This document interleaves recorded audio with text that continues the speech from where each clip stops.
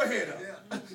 Have you ever been there? Folk just get something going and they just keep it going. They just talk it up. Amen. And they get you all messed up. Your head is all turned around. And you get mad and want to fight over nothing. Yeah, amen.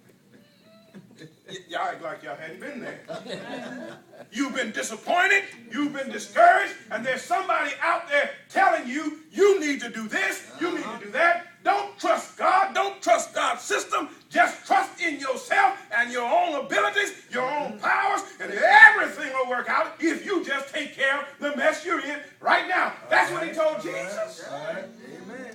And every time he said something, Jesus said, this is what God said. That's right. Amen. Who are you listening to? So he says, don't trust God. Now, when he does that, he creates a desire.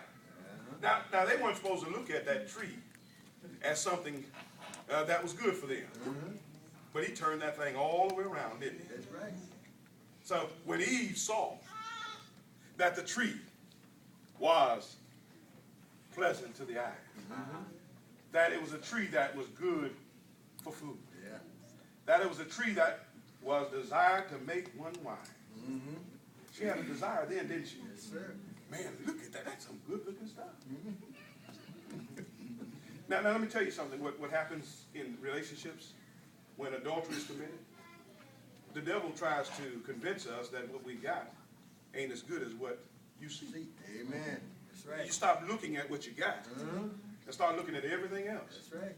Let me tell you something. Everything else looks good in your frame of mind. That's right. Y'all hear what I'm saying? That's right. And although the devil says don't do it, I mean God says don't do it, the devil says do it. Yeah. Yeah. Woman looking at that man. Ooh, that's a man. Let me tell you something.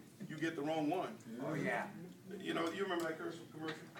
You got the right one, baby.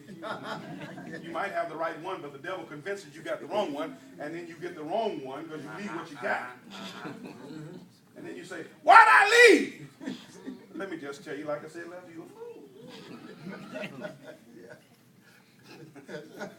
Oh, you have mercy. Y'all looking at me awful funny, but I'm telling the truth. The devil gets you to desire what you ought not desire by talking to you.